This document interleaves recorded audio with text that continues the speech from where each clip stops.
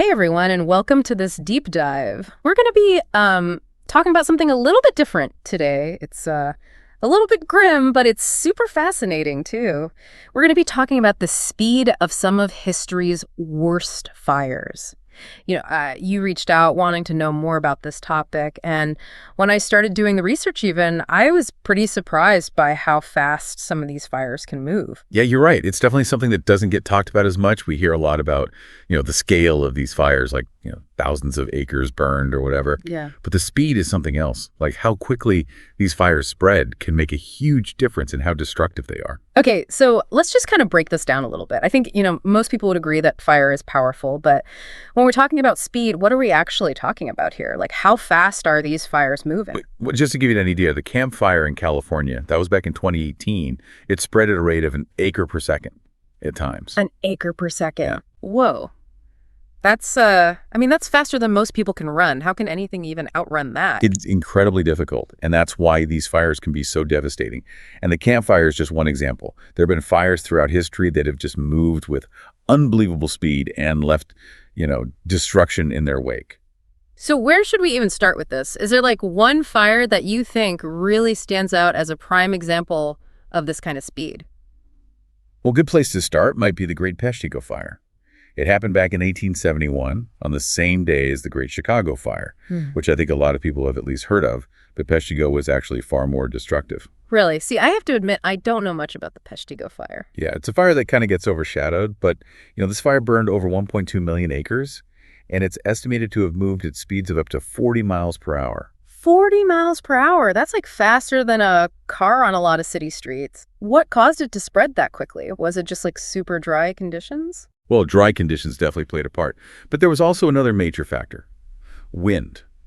And, strong winds can turn what might otherwise be a relatively, ordinary fire into a raging inferno, just pushing the flames forward and spreading embers far and wide. It's one of the most significant things in how quickly a fire spreads. So it's kind of like the dry conditions create all the fuel, and then the wind acts as the engine that just drives the fire forward. That's a great way to put it, yeah. And when you combine those two factors, you get the potential for some really, really rapid fire spread. But it's not just about wind speed either. Like certain types of wind patterns, like what are called fire whirls or even fire tornadoes, can make fires even more erratic and even more dangerous. Okay, so we're talking about wind driving the flames, but what about like the fuel itself? Does that affect how fast the fire spreads? Oh, absolutely. Think about the difference between a fire burning through like a dry grassland versus a fire burning through a dense forest. The type and amount of fuel that a fire has access to can significantly impact how quickly it spreads. So you're saying like a fire burning through dry grass would actually spread faster than a fire in a forest? In many cases, yes. Yeah. Because the grass provides like a continuous and very easily ignitable fuel source, it allows the fire to move very quickly across the landscape. Now, a forest fire, might burn a little bit slower initially, but it can be much more intense and longer lasting because of the much larger fuel sources, the trees themselves. That makes sense. So it's not just about how dry things are, but also what's actually burning. Exactly. And this brings us to another fire that spread with just terrifying speed. The Black Saturday bushfires in Australia. That was back in 2009. Oh, yeah. I remember hearing about those. Weren't those the fires that created those incredible, those firestorms? That's right. These bushfires were a really, really stark reminder of just how devastatingly fast fires can spread under extreme conditions. Now, you mentioned firestorms. What are those exactly? Is that like when a fire gets so big that it like creates its own weather? Yeah, you're actually spot on there. Firestorms are incredibly intense fires that can actually generate their own weather patterns. The heat from the fire creates these powerful updrafts that draw in more oxygen and fuel from the surrounding area. So it's almost like the fire is feeding itself, getting stronger and spreading faster as it goes. Precisely. And those updrafts can even create fire tornadoes, which can then pick up burning embers and spread them far beyond the main fire front. Wow, fire tornadoes. That sounds absolutely terrifying. They are. Firestorms are probably some of the most extreme fire behavior we see, and they can be incredibly destructive and really difficult to contain. And the Black Saturday bushfires were a tragic example of that. They resulted in the highest loss of life from a bushfire in Australian history. It's just heartbreaking to think about the scale of the devastation, and it sounds like these firestorms are becoming more common, which is a very worrying trend. Yeah, you're right to be concerned. Climate change is creating these hotter and drier conditions in many parts of the world, which is making the environment just more and more susceptible to these kinds of extreme fire events. So what we're seeing with these fires isn't just some historical phenomenon, it's something that's likely to become even more common in the future. I'm afraid that's the reality that we're facing. And that's why it's so important to really understand the factors that contribute to rapid fire spread and to take steps to mitigate those risks. Okay, so we've talked about Peshtigo and the Black Saturday bushfires, both horrifying in their own right. But the Camp Fire that you mentioned at the beginning, that one really sticks in my mind. It was only a few years ago.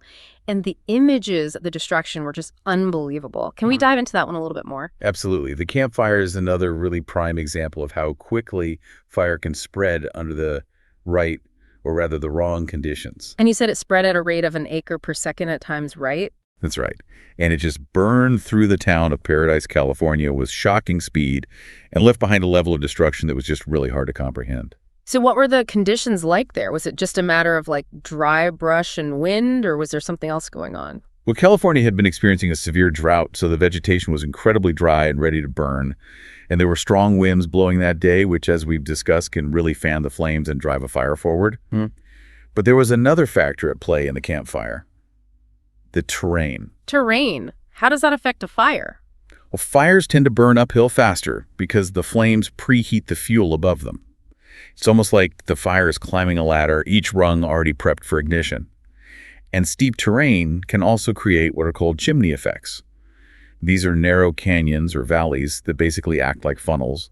They channel the winds and accelerate fire spread. So it's like the landscape itself can actually create these conditions that make fires even more intense and even more unpredictable. Exactly. And the terrain around Paradise, with its steep canyons and valleys, definitely played a role in how quickly the Camp Fire spread. It's incredible and terrifying how all these different elements, the weather, the fuel, the terrain can interact to create such a perfect storm for this rapid fire spread. It really highlights just the complexity of fire behavior and the challenges of trying to predict and control these events. Okay, so we've covered 3 fires now: the Great Peshtigo Fire, the Black Saturday bushfires, and the Camp Fire. They all spread incredibly fast and they were all devastating. But were there any key differences between them? Well, they all occurred in different parts of the world, with different types of vegetation, different terrain. Yeah. And while wind played a major role in all 3 fires, the specific wind patterns and speeds did vary. The Black Saturday bushfires, for example, were characterized by those really powerful firestorms that we talked about, which weren't as prominent in the Peshtigo Fire or the Camp Fire. So even though they all spread rapidly, the specific mechanics of how the fire behaved were different in each case. That's right. And that's why it's so difficult to create a one-size-fits-all approach to fire management.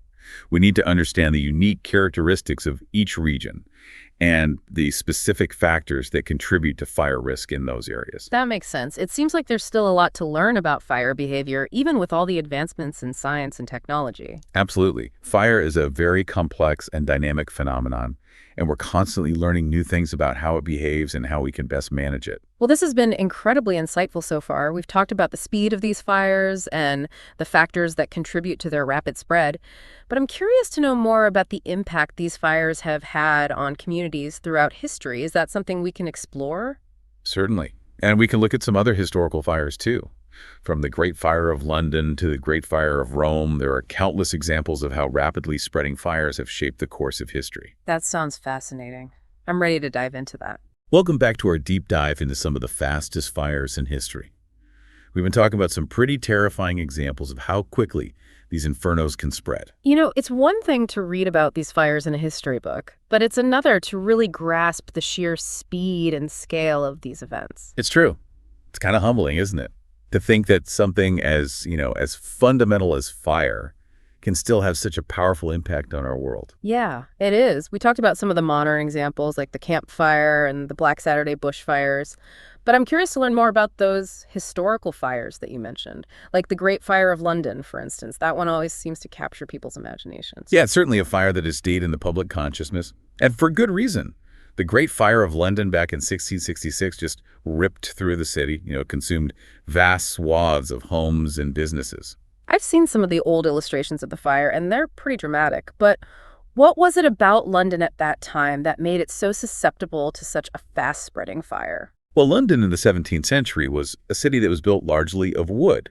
And, the buildings were all packed together really densely, and the streets were narrow and winding. So all of that just created the perfect conditions for a fire to spread really rapidly. So it's like those narrow streets acted as chimneys, almost like funneling the flames and the heat upwards, almost like a wind tunnel effect. Exactly. And, back then, there weren't any organized fire brigades. So the fire was able to burn unchecked for days. It's estimated that it destroyed over 13,000 houses, 87 churches, and countless other structures. Wow, those are some staggering numbers. So even though the Great Fire of London didn't have the same kind of, wildfire conditions that we've been discussing, it still spread with incredible speed because of the urban environment. That's right. And it highlights how factors like building materials and urban design can have a really significant role in how quickly a fire can spread. That's a really interesting point. It's not just about, dry forests and strong winds. It's about the way we build our cities and the materials that we use. Precisely. And that's something we can definitely learn from when thinking about fire safety and prevention today. Okay, so the Great Fire of London was fueled by wooden buildings and narrow streets. Were there any other historical fires where urban design played a similar role? Well, if we jump ahead a few centuries, there's the Great Fire of Chicago in 1871. And remember, that fire happened on the same day as the Peshtigo fire, which we talked about earlier. Right. I'm starting to understand why Peshtigo gets overshadowed. 2 major fires on the same day. That's a lot for the history books to handle. But wasn't Chicago rebuilt pretty quickly after the fire? I've always heard it's a testament to the city's resilience. That's true. Chicago did rebuild remarkably quickly, but the fire itself was incredibly destructive. Like London, much of Chicago at the time was built of wood, and the fire spread quickly through the city, fanned by strong winds. So were there any lessons learned from the Chicago fire? Did it lead to any changes in building codes or urban planning? Absolutely. After the fire, Chicago adopted much stricter building codes, requiring the use of more fire-resistant materials like brick and stone. The city also invested in a more modern fire department, and they implemented better fire safety practices. That's encouraging. It sounds like those changes helped to make Chicago a safer city in the long run. They certainly did. Yeah. And, it shows how these devastating fires can sometimes be catalysts for positive change. It's interesting to think about these historical fires as these kind of turning points, moments that force cities to rethink their approach to fire safety. Yeah. And it's not just about cities. We see similar lessons being learned in wildfire-prone areas as well. Okay, so let's shift gears a bit and talk about some more recent wildfire events. We discussed the Camp Fire in California, but there have been other major fires in recent years that have also spread incredibly fast. There certainly have. One that comes to mind is the Tubbs Fire, which ripped through Sonoma and Napa counties in California in 2017. Oh, yeah, I remember that one. Those were the wine country fires, right? That's right. The Tubbs Fire burned over 36,000 acres and destroyed more than 5,600 structures. It's one of the most destructive wildfires in California history. And I seem to recall that it spread really quickly, too. It did. The fire was driven by strong winds, and it was fueled by dry vegetation. They'd been having years of drought there. It moved so fast that many people had very little time to evacuate. So we're seeing those same factors at play again. Dry conditions, strong winds, and in this case, a landscape that's particularly vulnerable to wildfire. Exactly. And the Tubbs Fire is a good example of how climate change is making these kinds of fires more common and more intense. That's a point you've brought up a few times now, and it's something I wanted to explore a little further. What is it about climate change that's increasing the risk of these fast-spreading fires? Well, climate change is leading to higher temperatures and more frequent and severe droughts in many parts of the world. And this creates drier conditions, which, as we've discussed, makes vegetation much more susceptible to ignition and allows fires to spread more rapidly. So it's like climate change is turning up the heat and drying out the landscape, creating like the perfect tinderbox for these massive fires. That's a good analogy. And it's not just about the temperature and dryness either. Climate change can also alter wind patterns, leading to stronger and more erratic winds, which can further exacerbate fire behavior. It's a sobering thought. It sounds like these fast-spreading fires are going to become an even bigger problem in the future. I'm afraid that's the reality that we're facing. But the more we understand about these fires, the better equipped we'll be to manage them and mitigate the risks. Well, I'm definitely feeling more informed already. We've covered a lot of ground in this deep dive, from historical fires like the Great Fire of London to modern wildfires fueled by climate change. And we've only just scratched the surface. There's so much more to explore. But I think we've laid a pretty good foundation for understanding the speed and ferocity of these events. I agree. But before we wrap things up, there's one more fire I wanted to touch on. It's not as well known as some of the others we've discussed, but it had a pretty profound impact on a community that's very close to my heart. Oh, I'm intrigued. Which fire is that? It's the 2016 Fort McMurray wildfire in Alberta, Canada. Ah, yes. The Fort McMurray wildfire. A truly devastating event. I remember seeing the images of the fire on the news, just being struck by the speed at which it spread. It was terrifying. The fire forced the evacuation of the entire city, over 80,000 people. That's right. It was the largest wildfire evacuation in Canadian history. And what made this fire spread so quickly? Was it similar to the other fires that we've been talking about? In many ways, yes. The fire was burning through dry boreal forest, which Sure. is particularly flammable. And there were strong winds that day, which drove the fire forward with incredible speed. It was just a combination of factors that created a truly catastrophic situation. It sounds like those people didn't stand a chance against the speed of that fire. It's true. The fire moved so fast that many people barely had time to grab their belongings before they had to flee. You know, it's easy to get caught up in the statistics and the science of these fires, but it's important to remember that behind every one of these events, there are real people whose lives are turned upside down. You're absolutely right. These fires have a human cost that's immeasurable. Well, I think we've covered a lot of ground in this deep dive. We've looked at fires from around the world and throughout history, and we've explored the factors that contribute to their rapid spread. What I'm taking away from this is a deeper appreciation for the power of fire and a sense of urgency about the need to be prepared. I think those are excellent takeaways. And as we move into a future where climate change is likely to make these events more frequent and more intense, that sense of urgency is only going to grow. So what can we do? What can we learn from these historical fires to help us manage this growing threat? Well, there's a lot we can do both individually and collectively, but I think that's a conversation for our next segment. Okay, great. I'm ready to dive into that. So we've spent this deep dive talking about some of the fastest spreading fires in history, and it's been honestly a little bit unnerving to learn just how quickly these things can spread. Yeah, I think it really highlights just how powerful nature can be and how important it is for us to understand the forces that are at play, especially, as we move into a future where these kinds of events are likely to become even more common. Right, and that's what I keep coming back to. We've talked about the causes, the speed, the destruction, but what do we do with all this information? How can we actually apply what we've learned from these past fires to protect ourselves and our communities moving forward? That's the million-dollar question, right? Yeah. But the good news is we're not starting from scratch. There are a lot of lessons we can take from history, from the people who came before us and dealt with some of these same challenges. Okay, so lay some of that history on me. What can we learn from the past that will help us in the future? Well, let's go back to the Great Fire of London that we talked about earlier. Remember how we discussed that the city was largely built of wood, and that really contributed to the fire's rapid spread? Yeah, those densely packed wooden buildings and those narrow streets, it's almost like they were asking for it. It's easy to judge in hindsight, but after that devastating fire, Londoners learned a really hard lesson about the importance of building materials.